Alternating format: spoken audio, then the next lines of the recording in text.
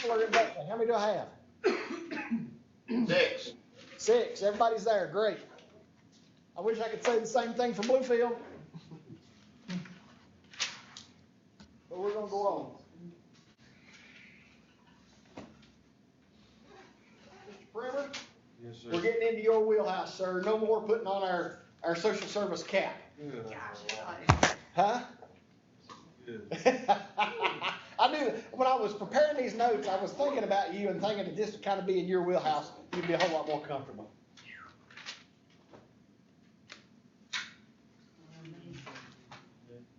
I had to have a card cold.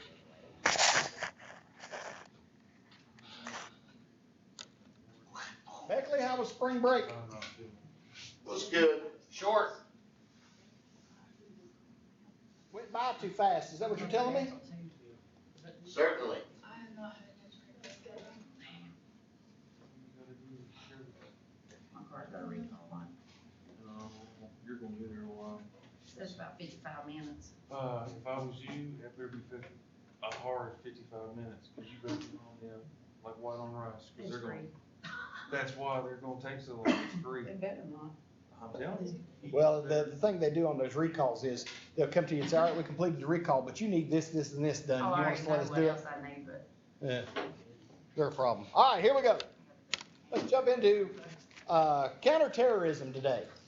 Now, I want to back up a little bit. This next 2 weeks, we're going to be talking about counterterrorism. And I like counterterrorism. This is a shift from what we did right before spring break. We're going to be shifting into military mode.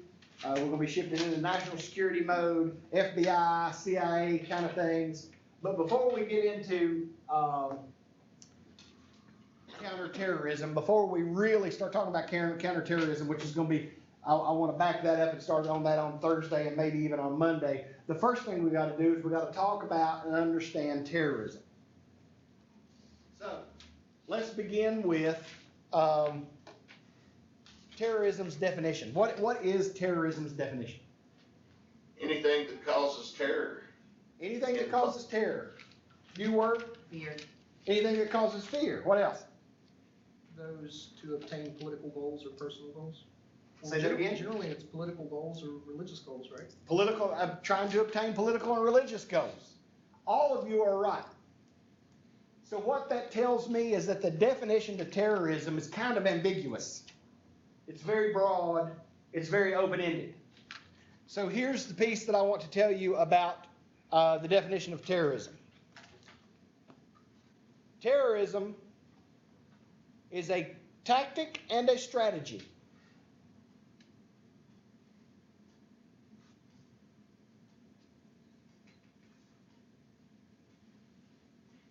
It's a tactic and a strategy. It is a crime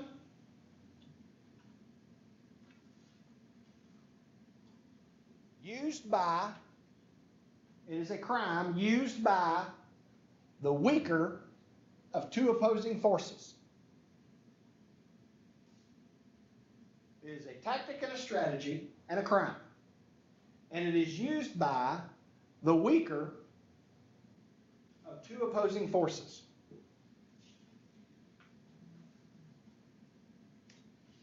It relies on its coercive power and its difficulty to defend.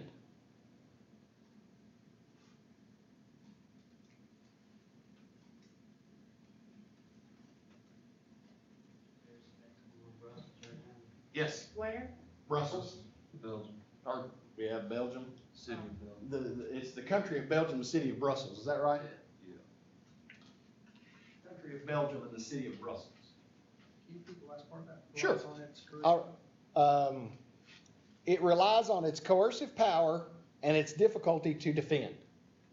Now, I like where you're at, Mr. Primer, because you said, not always is it the weaker force. We're going to get into some of those kind of variations as we start talking about some terrorism. But generally speaking, and again, it's very broad, but generally speaking, terrorism is used by the weaker side. So,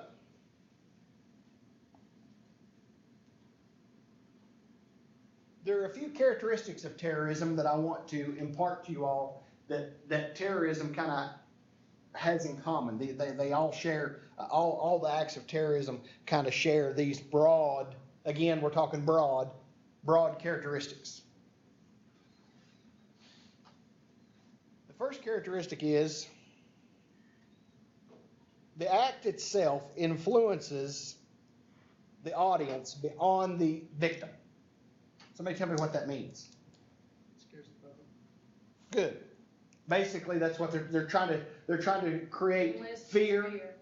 Huh? Enlist fear. Enlist fear. They're trying to create fear. They're trying to create a shock and awe, if you will, that goes much farther than the victim. Can you repeat that? Yes. The act itself influences an audience beyond its victim.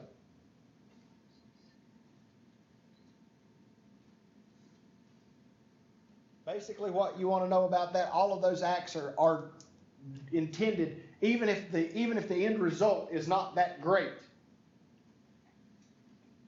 It's intended to instill fear beyond just the victims of that crime.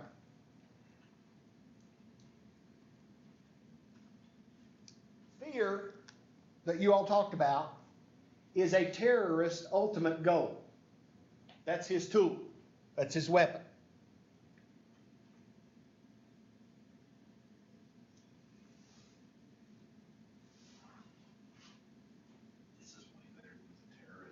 A lot of times when we talk about terrorism as a fairly new phenomenon. We really got thrown into terrorism when? 9/11.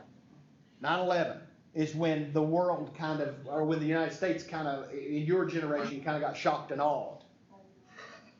Me, for my generation, we were kind of baptized in terrorism with the Iran hostages. You all remember that? When the Shah took over Iran, they overrun the U.S. Embassy and took, how many was there, 21 or 22? Yeah. Somewhere in that ballpark, hostages, kept them for almost a year, maybe a little more. That's when terrorism kind of hit my generation. So I guess what I'm trying to tell you is that even though the media and we look at terrorism as kind of a fairly new phenomenon, terrorism's been around since the beginning of time. It may not have had the label of terrorism, but terrorism is a very old idea.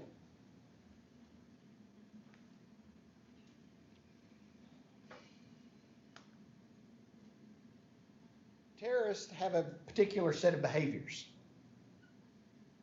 Again, we're talking very broad. Terrorists have a particular set of behaviors. Know that terrorism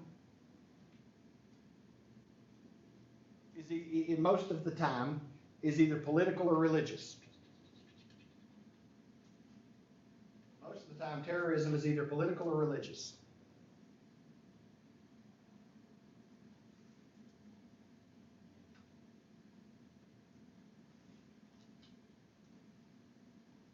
So,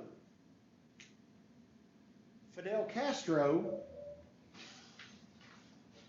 used insurgency and terrorism to overtake Cuba in the late 60s or early 60s, but his motivations were political. ISIS marches into, oh, y'all help me, what's the name of the country they're in right now? Syria. Thank you. I knew it when I walked into class and it was just gone. Syria. ISIS walks into Syria and they're trying to take over that ground and try to overthrow that government, and their goal is religious. Everything they're doing is based on a religious grounds.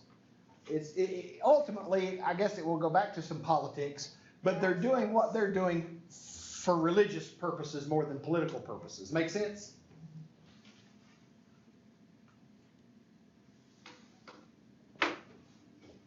Terrorists rely on coercive behavior. They rely on coercive behavior, coercive events.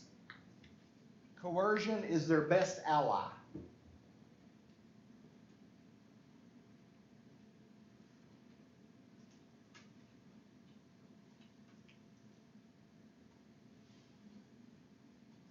Here's one. They are dynamic. Somebody help me with that. They are very dynamic. What does that mean? They're always changing. Constantly changing. They're always morphing, right? They're always changing tactics. They're always changing how they do what they do. They're always changing.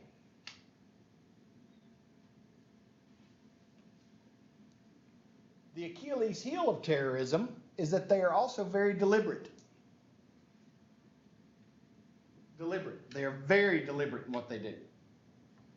And that is their Achilles heel. And especially when you're talking about intelligence-led policing as a counterterrorism measure. How so? How is being very deliberate an Achilles heel? Because they kind of do what they said they were gonna do and they do it. Well, that's true. That's true. Which makes them very predictable. But what happens when you're deliberate? What goes along with being deliberate? Say it. Bold. I like it. I'm thinking of another word. Slow. When you're deliberate, you are slow. Slow and deliberate. Y'all heard those two put together, right? Slow and deliberate. And that gives counterterrorism time to do what counterterrorism does and interrupt those things. They just arrested the kingpin there in Brussels, right? Were they in Brussels when they arrested him? I know they were in Belgium, but I'm not sure they were in Brussels. Yeah, it was last week in Brussels. Yeah, last week in Brussels. So he had been putting together this 3 explosion terrorist attack in Brussels, and once he got locked up, then the rest of his cell went ahead and set that off. Yeah, well, I'm pretty sure, I was thinking about this morning, and this is purely speculation on my part, but I'm pretty sure if the U.S. intelligence, if the CIA had been involved, and the FBI if Belgium had let us come in and do what we did, we could have caught, they would have used their intelligence, and we would have caught the rest of those cells before they had a chance to set off those 3 bombs. Brussels and Belgium is very liberal, and they are very standoffish and in-house and like to do stuff their own way, and I'm sure they refused our help, and consequently, they're paying the bill.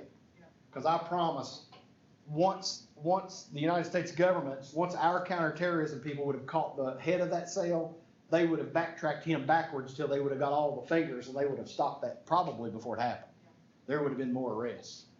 But that's just me speculating. I'm believing that Belgium is quite liberal in the way they do things, and it cost them this time. They don't like people, outside countries coming into their world. They are, and they said actually that Belgium has contributed more fighters to ISIS than any other country they are. I can believe it.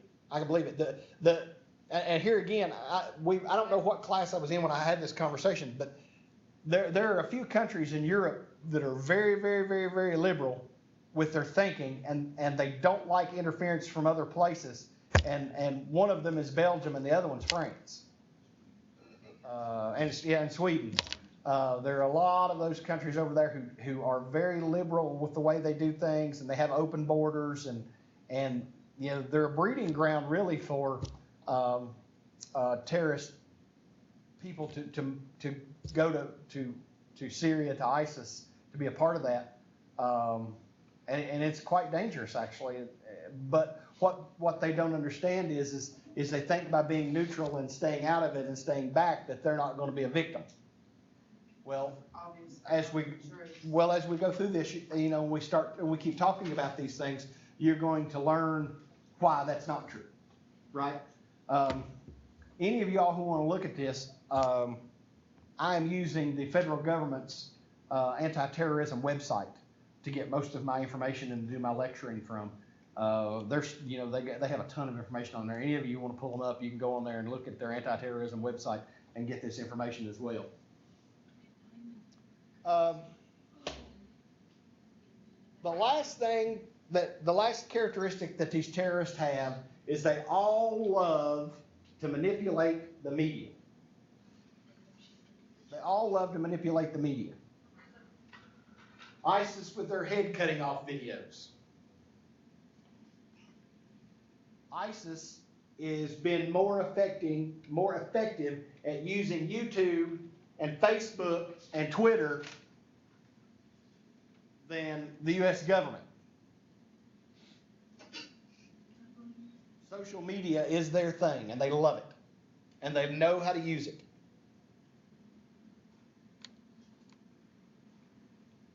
So, all the time on the news,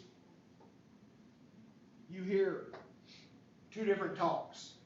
You hear news media and politicians talk about insurgents and terrorists.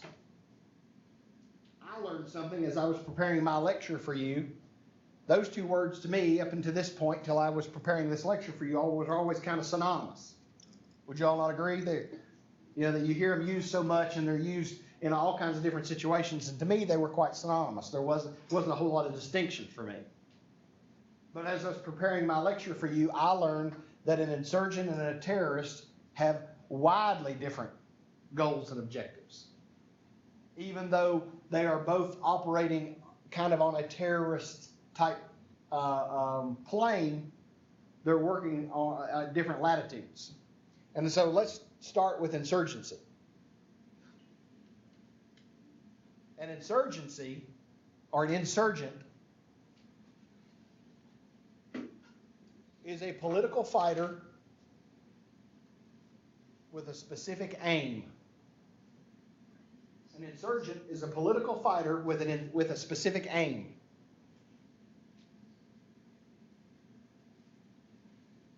His ultimate goal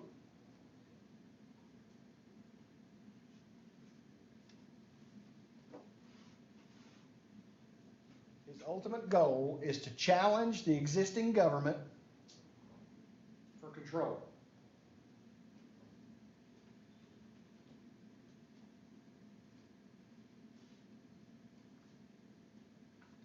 His ultimate goal is to challenge the existing government for control. Now, typically, and I want to be careful about how I present this to you, because I want to say typically, an insurgent considers himself to be a military fighter, and he typically engages military forces. Okay? Military type to military type. But he is not beyond engaging civilians and civil defense folks, as long as it helps him accomplish his goal. So he tries to, one that would say he's standing up for something like. Well, our government's this government is oppressive. It's awful. We're going to overthrow this government. We're going to have a better government. We're going to get rid of this government, and we're going to kill all of the forces loyal to this government. Actually, Che Guevara would be. Yeah, he was a terrorist. Yeah, he's more of a drug lord, really.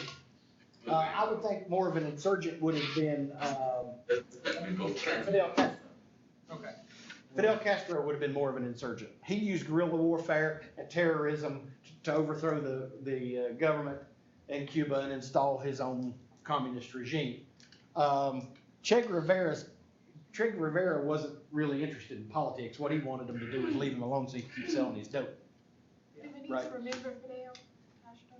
He was a guerrilla. No, I won't test you on Fidel.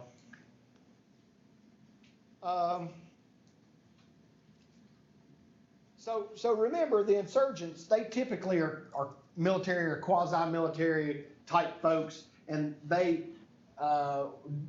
their activities are directed more toward the military, even though it's still terrorism, even though there's still guerrilla warfare. It is directed more at military, but it doesn't really bother them if civilian get in the way, if civil defense people get in the way, if those other folks get in the way and they're collateral damage, okay, whatever. But they primarily kind of focus on military type targets, right? And that is your insurgents. Now, a terrorist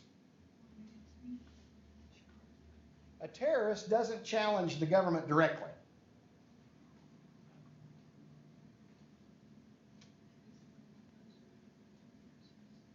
A terrorist doesn't challenge the government directly. What they're trying to do is to challenge the legitimacy of that government.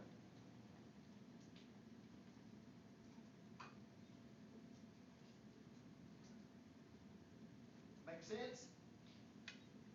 What is the government's legitimacy? See if they would crumble or fall apart because of that act, maybe.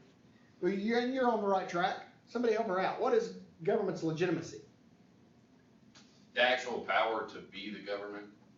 Right, right. Who gives the government, like in our country, where does the power of the government, where is it derived from? Social contract. Right, our citizens, our people. Our people is where the government is derived from. You know, which brings me to an interesting sidebar. One of the things that I find the most entertaining about this election cycle is that the people in the Republican Party are speaking loud and clear that they're not happy with what's going on traditionally in the party. And the powers that be in the Republican Party don't want to listen. And it brings to me an interesting chain of events that's going to happen. What's going to happen here? Who's going to win? Is it going to really be the will of the people? Or is it really going to be, you know, I heard on the news yesterday that there are about 15 very powerful Republicans had a secret meeting and decide what they're going to do and who they're going to nominate. Is that really going to be how the nomination's going to go for the Republican Party? Or are the voters going to have to say? This is going to be interesting. This is going to be interesting between now and what time it takes for somebody to get elected. And it really goes back to where is the power? Who's in control? Who has that power? What's going to happen there? I watch. Not that I'm much of a politician and I don't really choose sides and I'm not a Democrat or a Republican, but I'm watching this with a lot of interest because I think this is a pivotal time in American politics, whether you be a Republican or whether you be a Democrat, as to how things are going to proceed, you know, in that situation. Because if the power doesn't lie with the people and the people are really just subject to a much larger government machine, what really are we all doing? That's what no matter what we vote, it's the government that's gonna pick it for us. Well, it'll be interesting to see if he's right or not come this fall, right? Because it's going to be very interesting. Has the Greenville Party ever done that with a candidate? I have not. I've seen parties in the past who weren't necessarily tickled with the candidate that the primary system endorsed. Several years ago, I don't know if y'all are old enough to remember this or not, but several years ago, there was a guy in the Democratic Party named Dukakis. And he won the primary and he was the presidential candidate. And everybody on the Democratic side, everybody who was a Democrat knew that he was going to get his ears parted. There wasn't no way he was ever going to be president. He was going to get killed. And you had some murmuring in the Democratic Party, you know, and you had a little belly aching because they knew we were going to have they knew they were going to have a Republican president. We as a country were going to have a Republican, and they didn't like it. But they let the will of the people move forward, and he was the Democratic nominee, and sure enough, he did get his wig split, you know, and he lost. But I've not ever seen, maybe it's happened, I don't know. I've not ever seen where there was a group of people who tried to circumvent the power of the primary process. I was watching a news event last night where they were talking about that this has happened with these open conventions, like back in Abraham Lincoln's time and some of those. But you have to understand, the people back then, there was no news media. News traveled much slower in newspapers. There was no instant access. So you could have a little, in the words of one of my favorite college professors ever, you could have a little hucklebuckery back then. And you kind of could slip it by the people because they could catch it. But you're talking about instant now. I mean, we know things as soon as they happen almost. Yeah. And for these folks to openly try to circumvent the power of the primary process in today, with today's media and today's knowledge, It could is very cause- interesting to me. yeah. I'm excited. I'm waiting to see what happens. I'm waiting to see if your fiance's theory is true or not. It's going to be interesting to see. Well, But hasn't that happened before? well, that's what we're Like talking with about. the Just electoral college choosing no, over. the only other time we've come even close to that was when the presidential race between George Bush, the second George Bush, and Much previous. Al Gore came down to Florida. Yeah, And basically, whoever won Florida, it was so close throughout the nation that whoever won Florida was going to be the next president. And who knows whether the fix was in or not, but Jeb Bush was the governor of Florida at the time. So Al Gore wasn't going to have no chance of winning that because, Yeah. it filtered down. And so Al Gore, in order to avoid a constitutional crisis with the Electoral College, bowed out and allowed George, because George Bush wasn't going to bow out. He Yeah. wasn't. They were going to push and push and push. And I don't know if Al Gore realized what was getting ready to happen. There was getting ready to be a constitutional crisis or not. I have to think maybe that Probably. somebody told him that there was going to be, but then he bowed out and Isn't moved that- out of the way and let that happen. And Sounds like somebody needs to address that if it's an issue.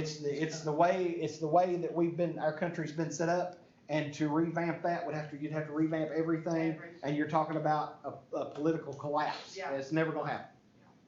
It'll never be revamped. As long as USA is USA, it will be the Electoral College. It's been that way too long, But I mean, and that leaves to a lot fix of- that would be a disaster. That leaves a lot of room for corruption then. Not much, because in all the years we've had presidential elections, that's the only time that's ever happened. yeah. Oh, okay. Yeah, and it probably will be the only time it will ever happen, because it was a dead even split Yeah, down to Florida. I thought that. It was interesting. That again was another politically interesting time. But back to what we're talking about, Sorry. that's all right, the power derives from the people.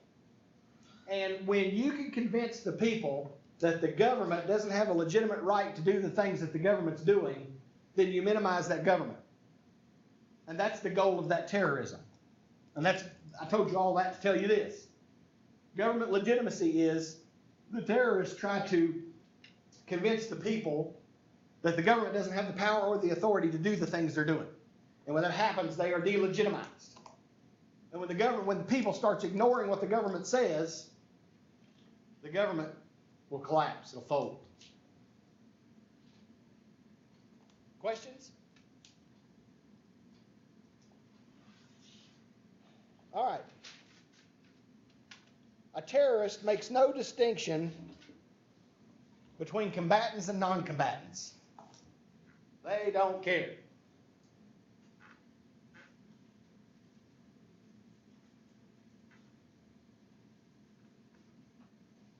In fact, how successful a terrorist attack is, if you measure it in damage in human life, is actually quite irrelevant. Somebody help me understand that. Sure. You have a terrorist attack and nothing happens. They complete the attack. Let's say there's a suicide bomber, and they set off a bomb outside of an airport, and nothing happens. They just blow up the car and he blows himself up in it, and there's a hole in the ground, and that's it. Nothing happens. They don't tear up the airport. They don't kill anybody. Nothing happens.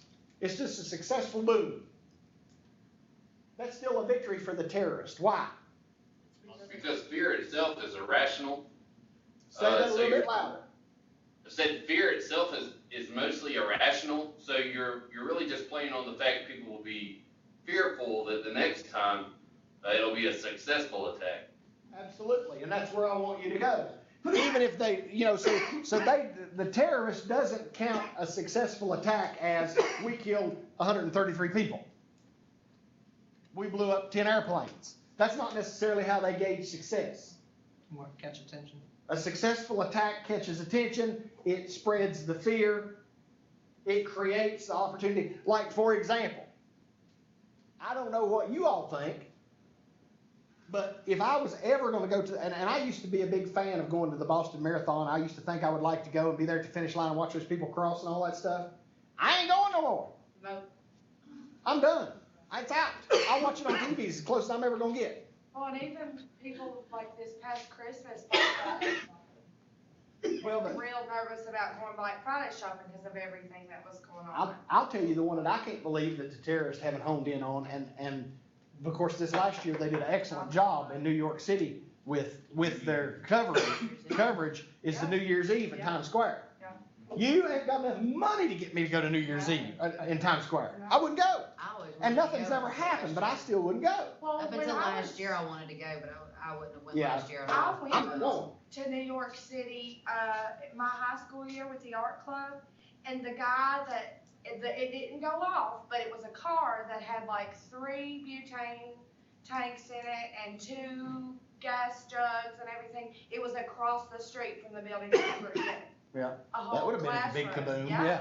I mean, Um, the police officers were moving people and everything. Well, yes, the issue is that if you have even if even though the bombs didn't go off, they got the notoriety for it, right, in those Oh, yeah. tanks.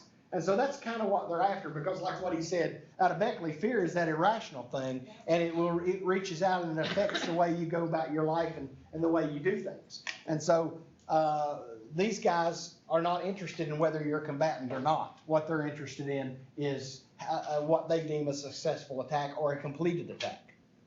All right? So basically, according to our federal government, you have 3 types of terrorism. 3.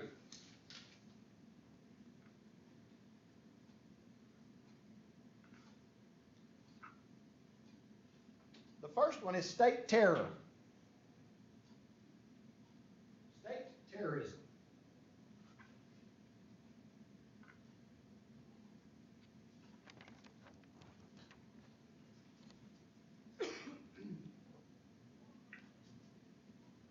State terrorism is where a government uses terrorism on its own people.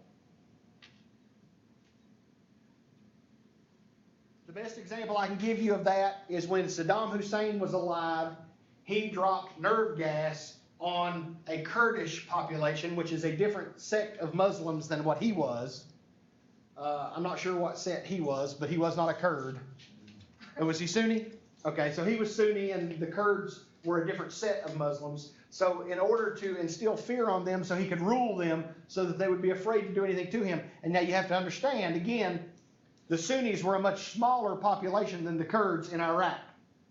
The Kurds had numbers, but they were afraid because the Sunnis dropped nerve gas on them, killed thousands, tens of thousands. His state terror was to keep the Sunnis in line, the Kurds in line so that the Sunnis could rule. And they did for a long, long time. Because even though the Kurds had numbers, they were afraid of the Sunnis. The next one is state involvement terror.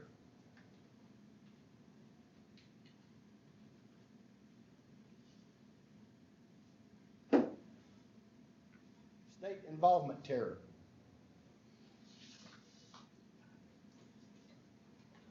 Now, state involvement terror is where one government commits acts of terrorism on another government or a private group. Yes. It's where a national government, a government of some kind, commits acts of terrorism against another government. Or a private group. Wouldn't that always be considered a war crime? Wouldn't they always be condemned by Absolutely. and everybody else? Absolutely. But most of the time, those people who commit those crimes are going to be suicide bombers. And so, it could be a war crime all day. There's not going to necessarily be any way Retaliation. to arrest those people or to hold them to any kind of court. accountability, because these religious folks truly believe, these guys do, that the minute they blow themselves up, that they're in the presence of 1,000 virgins. And that's the reward for being a religious martyr. And I have a hard time believing that would be the case. Every time I hear that, I think, what are they gonna do with 1,000 virgins? Kind of a waste. What man wants 1,000 women around? She would be a Ain't never headache, said wouldn't anything it? about them being women. That's true. Do what? That's a good one. What'd he say? I said it never said anything about them being women. Oh, yeah, well, that's true enough. Yeah. That's even worse. And the last one. Worse. The last one is state-sponsored terrorism. State-sponsored terrorism is a government provides money, training, and or supplies to a terrorist group. Iran is a state sponsor of terrorism. They finance the Palestinians. Why do they finance the Palestinians? Does anybody know? They finance the PLO, the Palestinian state. Why? Why do they do that? Because they hate Israel. They supply money, Guns, training, and equipment. anything Say that again, Beckley, I didn't hear you. Because they hate Israel. Right, they have a common enemy. They both hate Israel. And because geographically, Iran is pretty far away from Israel, and it becomes a little more difficult to attack Israel, they attack Israel by proxy. They finance the Palestinians, who are more than happy to terrorize the Israelis.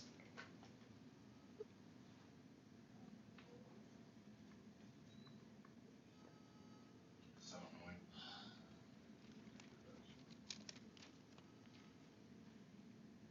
Now, here's what you should know about terrorism, regardless of what type of terrorism we're talking about.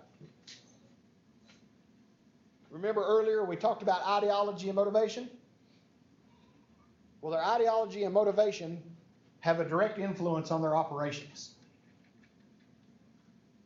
Their ideology and their motivation have a direct influence on their operations.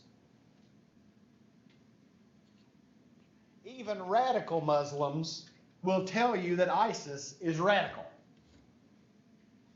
So you've got to be a real radical to be radical amongst the radicals. If you know what I mean. I got one laugh at all that. Beckley, y'all didn't even crack up. What's going on? I was trying to write. Oh, Monday. okay. I was actually trying to remember what you said. First day back after spring break, everybody missed it. I don't be understanding your jokes. Oh, that hurts me. Just a, That was a play on words. yeah, yeah. I'm just like. We're going to work on our communication, me and you. What you said about ideology and motivation. Ideology and motivation influence operations.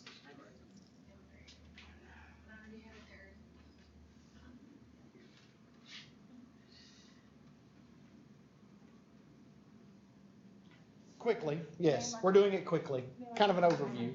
I don't remember anything from there anyway. What? Terrorists do not have a fear of backlash. What is backlash and why don't they have a fear of it?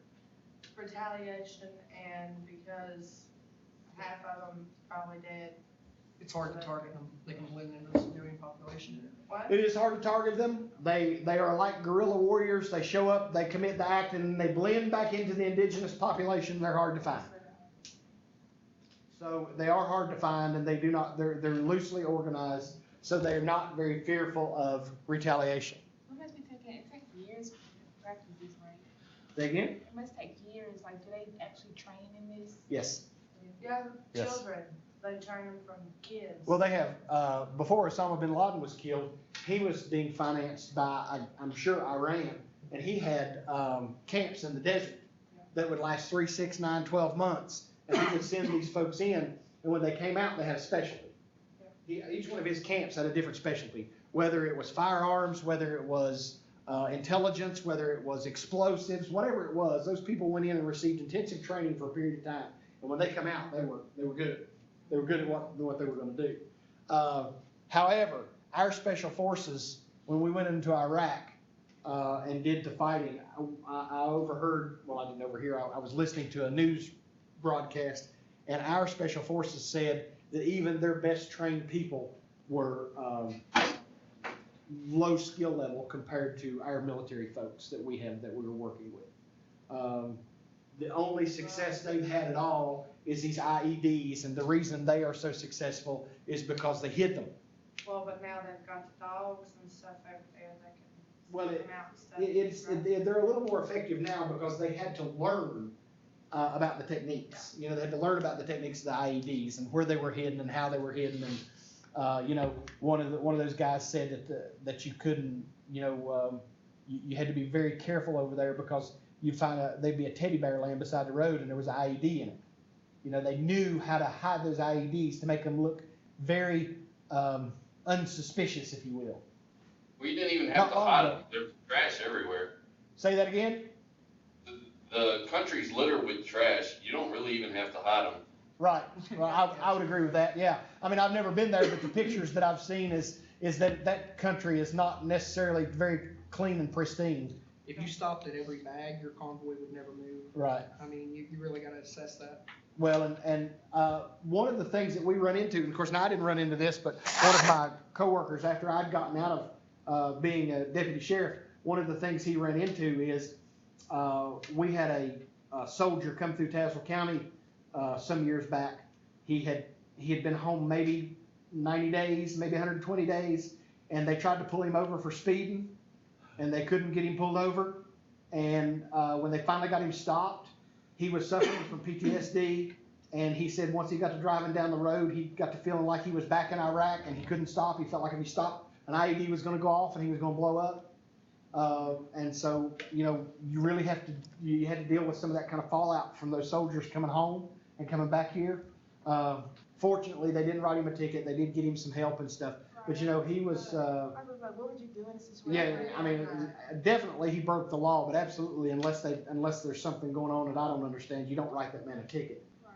Because he's suffering from PTSD and his fear, no matter how not real it is very real to him, right? Oh, yeah. His fear in that vehicle, that if he stops, an IED is going to go off because he's feeling like he's back in Baghdad and all that. I mean, even though we realize he's in the mountains of Southwest Virginia, his fear is very real to him, and it needs to be addressed.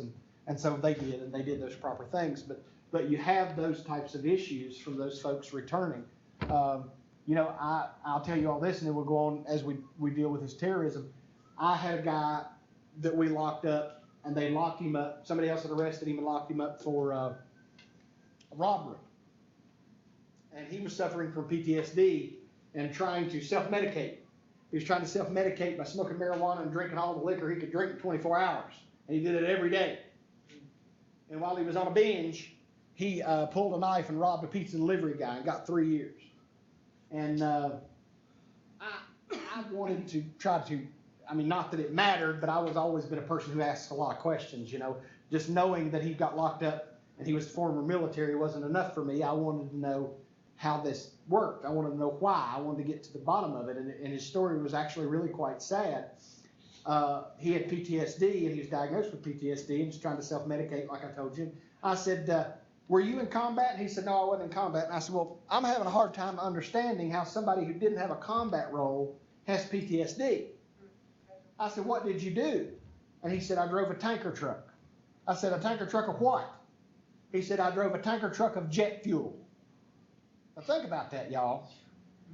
He drove a tanker truck of jet fuel from whatever port back to the air base. And they IEDs along the road, and they were shooting at him and everything else. Wouldn't you? I mean, you'd have PTSD. That'd be a disaster. After the first run, I'd be like, this is it. I quit. Y'all lock me up. Right. I'm not doing this. This is a suicide mission. I'm not doing this. So, you know, you have to understand that PTSD can come from a lot of different sources. Everybody could be exposed to that PTSD, not just those who are engaged in combat, Correct. right? And that's not even just veterans too. No, PTSD is not necessarily a military specific type of illness. Any kind of traumatic event can cause PTSD. Targets will reflect the terrorist motivation. The targets will reflect the terrorist motivation.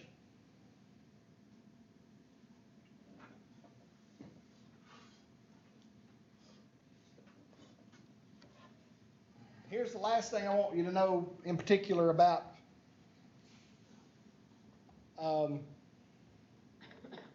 terrorist behavior. And I like some of your input. Some of you who are former military, some of you have had some terrorist education. Anniversaries are huge to terrorists. Anniversary dates mean a lot. That's why every year on 9/11, our country goes to like code yellow or blue or whatever it is right below code red. Because they would love to repeat 9/11 on 9/11. Do you know why they did not, why they chose 9/11 as 9/11? I do not. If anybody does know, I'd be interested to hear it. Yeah, but I don't. I don't know why they picked 9/11 as the day to do that. But it was 9/11/11. I don't know. 9/11/01. 01, I'm sorry, 01. That's okay. So I really don't know why they picked 9/11, but they would love to repeat that. And I'm sure if you dig back through those gentlemen's past and dig back through their affiliation, 9/11 has a significance to them somewhere. Anniversary dates don't necessarily have to be significant to us to be significant to them. And they are very big on anniversary dates. They love it. They love different anniversary dates and different dates of achievement, if you will, of their and do those anniversary things.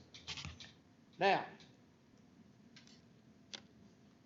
I've got 1, 2, 3, 4, 5, 6, 7, 8, 9, 10. I've got 10 things. Terrorist groups commit acts of violence to accomplish 10 things.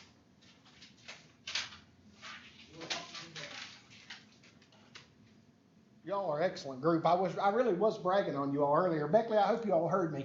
Top to bottom, the last 2 semesters I've been here, you all are just fabulous.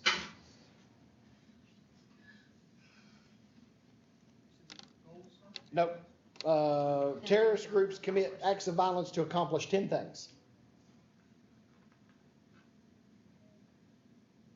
Number 1, to spread fear. Spread fear. Number 1, to spread fear. Number 2, to gain recognition.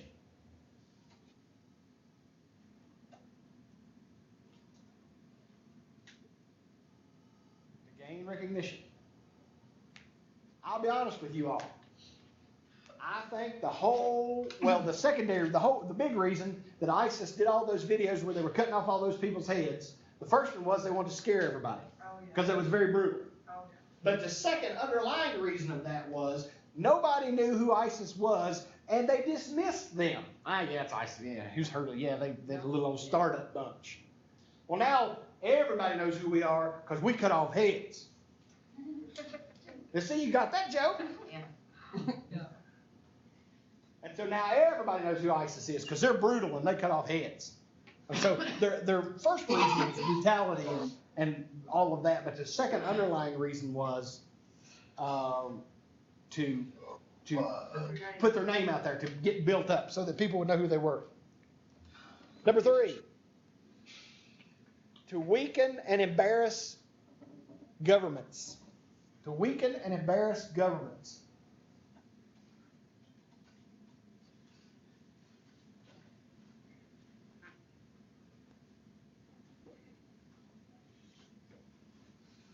Number 4,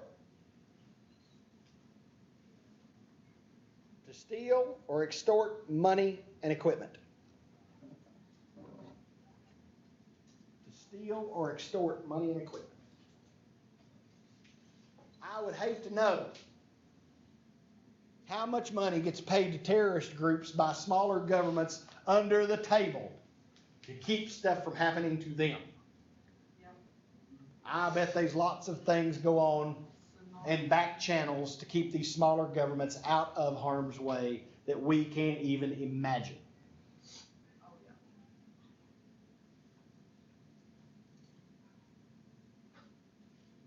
To create doubt. To create doubt that the government can protect its people.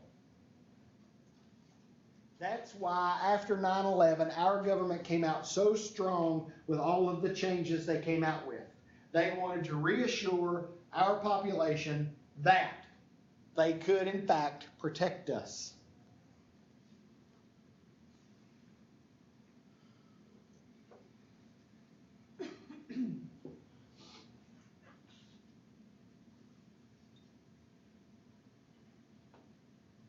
They are attempting to discourage foreign investments and tourism.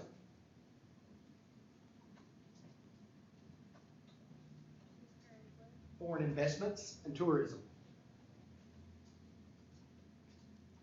If you are a $50 billion company and you are in the oil business, let's say you're Shell. If you're Shell Mobil and somebody comes over to you and says, hey man, I got a deal for you. We can get you in on the ground floor on all these brand new oil wells that's going in Iraq. And you go, probably not. Why not? There's too much terrorism going on over there. I don't want my stuff blown up and lose my money. Oh no, it's safe. Nah, it's all right. I think I'll just stay with the oil wells I got. I probably won't do that. You know? So the terrorism stops that foreign investment. Yes. Tempting to discourage foreign investment in what? Tourism. The tourism, is that for them trying to keep their ways westernized and not have our culture influence them? Part of it is, but part of it is a lot of governments rely on tourism and tourism dollars. Believe it or not, we as Americans, through our tourism, finance a lot of these smaller countries. And I cannot think of the name of this country, but I'll tell you all this story and you all will remember it. There is a country, it's a very small country, somewhere on the coast in the Middle East, maybe on the African side of things, right on the water. And they are predominantly Muslim, but they have built malls and strip malls, and they have a lot of Western culture coming in there because they are such a huge tourist attraction for Europeans and Americans alike, because the beaches are beautiful, everything's very nice. And about a year and a half ago, some terrorists took over a mall, killed a bunch of people, held people hostage in that mall for days. And see, Yes. Mr. Primer just remembered. See, you remember. I cannot remember the name of that country, but you all know that whole country's dollars, where they get their money, is terrorism. Is terrorism. I mean, it's not terrorism, it's tourism.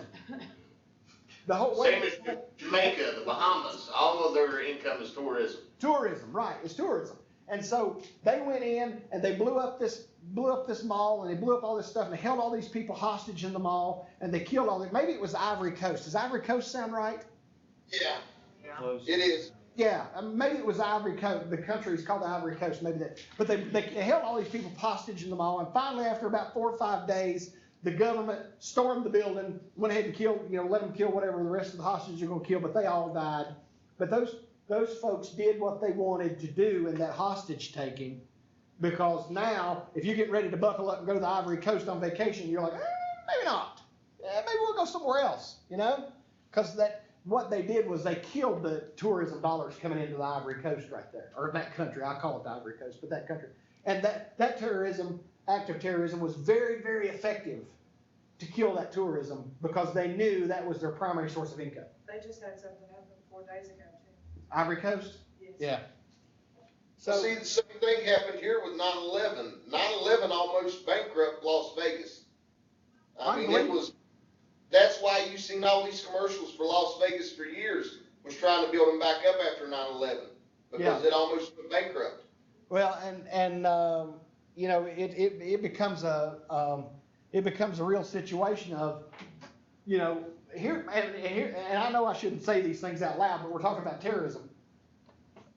My greatest fear 16 people killed. is that this fall, and of course now I'm going to throw in, I like all the college teams, but I'm going to throw in one of my favorite college teams. This fall, this September, at Bristol Motor Speedway, is going to be 130,000 people gathered to watch Virginia Tech and Tennessee play football, and more than that on TV. What happens if a bomb goes off inside Bristol Motor Speedway? During that Mass game? You just start fearing everybody. Yeah. Yeah, is that gonna affect people going to football games? Absolutely. Yep. I mean, their tickets are already overpriced, that's why I don't go. It's cheaper to stay home and watch it on TV. Oh, yeah. For a family of 3 to go, you're talking about $300 or more, and that's just for the You tickets. can spend that in just the cable bill all year. Yeah. So. Yeah. So, I guess what I'm trying to say is that tourism dollar is a huge driver, especially when bulk of your economy operates off of that, you know? And so it can be very debilitating. Or the Super Bowl, that'd be good, that'd be a good one too. Yeah, yeah. I worry more about these college games than I do the Super Bowl because I as much as I think Roger Goodell is silly, I do think he spends enough money to have real good security. Oh. I'm not sure these colleges are paying the people to do what they need to do to keep these college games safe. Does that make sense? Yeah, they're I just think very Goodell realizes that if a bomb goes off at a pro game, they're sunk. Oh, yeah. And so he puts people in place, and he does a lot of background work and a lot of work that nobody knows anything about. I fear that these colleges aren't investing the type of money for security that they need to be. I hope I'm wrong. They don't have the money for security that they need to invest for it. Say that again? The funds are not available for them to invest that kind of money. Right. I agree. And it should be the NCAA's responsibility to step up and pony up for security at these games. But there's going to be an accident, there's going to be a tragedy, and when there is, they're all going to start pointing fingers. And I can see that. And you know, they need to act on that. It's just like drinking water. Why on earth we leave our drinking water exposed, I'll never know. On the Virginia side, the drinking water for 85% of Tazewell County doesn't have anybody ever watching it. Anybody. Same thing from Mercer County. Nobody's ever watching it. Same thing for Raleigh. If you want to kill people, all you gotta do is go to the water. Oh, you talking about like the tap water and all that? Yeah. I mean, the tap water for Mercer County comes out of a lake over here, just like it does in Tazewell County. And it just filters Yeah, maybe. for the most part. Maybe. I drink bottled water for a reason. I do too, I don't think that. All right. I don't drink water, period. They also use terrorism to influence government decisions. Influence government decisions. Influence government decisions? Yep.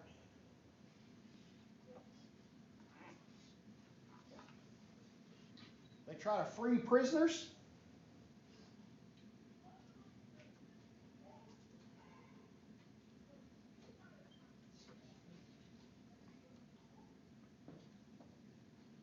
They try to free prisoners.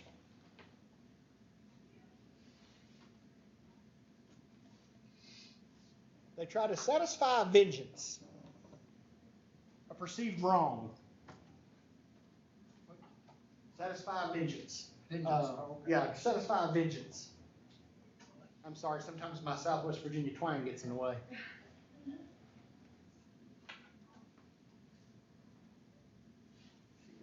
We got 3 judges today, we're doing better. Satisfy vengeance or correct a perceived wrong. And the last thing they try to do is turn the tide in a guerrilla war. How do they do that?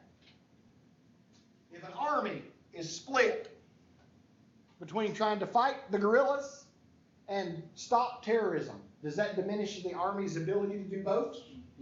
Yes. Yes, it does. Good. All right. If there are any questions today, do I need to repeat anything? Does anybody want me to answer any questions? How to feel necessary bonus.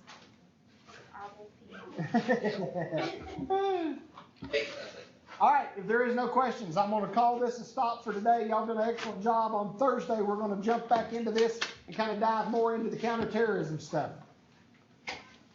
Be ready. Thank you all. You've done a great job. Ms. Williams, if you, Ms. Ridley, or, okay. I'll just take a picture and send it to you. All right, great. Good. As long as you get the note, you'll be fine. You like it? Yeah, I had it. Oh, good for you. You graduate and do well. Do you have any job prospects? You going back home? Or you I gonna stay down don't here? know. I don't know. I don't wanna go back home. I don't blame you. Stay down here, living's easy. Yeah, it is, and cheaper. Way cheaper. Yeah, I understand. Well, it's good. If you graduate, you let me know, we'll try to find you a job. Okay. I'll certainly be a good I reference don't for know if I should you. put when my you want. jacket back on or not. I have your number. I'm very tickled to see you graduate. 12:30? Well, Yes. they Give found me, out what was wrong with let's it. make it 1 o'clock. I'm going to Subway. I got it, so I'm starting dead. They have food in the spaghetti and garlic bread. Yeah, I want that. So I I've want got a that, spur on this one and Achilles tendonitis. rotisserie chicken Oh, sub. Have Have you seen the commercial? Gotta love this. I'm going down there to get me one of those rotisserie chicken subs. I got to have one. I'm starting dead. I love it. But I'll see you at 1. Okay. All right. Have you tried them yet? Two different tests, one for this class, one for the rest of that class. Right. Yes. You want me It's to a rotisserie chicken take one for tomorrow's class before class starts, and then We can do that. Are you ready? take one, then I can take one for this class on Thursday after class. That'd be fine. That's a good plan. I like it. All Are right. you ready for both of them? Do you need me to help you do anything? Yeah, you gave me the notes. I've been looking at them over break a little bit, and I'll Okay. just look over them again tonight. And I forgot to do that one response before spring break Right. for Wednesday night class. So I'll have to do that, and then this week's. You're good shape. But I'm not worried. If you're only 2 behind, I'm not worried about that. All right. All right? Thank That's good. That's a good plan. Just keep reminding me, because I didn't write it down. I'll forget it. Okay. No. I'll get one Probably for that. text you tomorrow. You too, sir. I All want right, to show you thanks, something sir. real quick. All right. I think you'll appreciate this considering we were just talking about terrorism. This is, Serbian Special Forces, their counterterrorism unit right now. Dang. Watch these devices they use to blow out these windows. That's the end of that story. Yep, they stair stack and men run up on top of each shoulder. Look how quick it was, flash bangs, everything. That's a good team right there, boy. Yeah, they've done this a couple times. They're quick though, I mean, they do all this within the video, ain't 30 seconds on, they got the dude cuffed in the vehicle and out the door.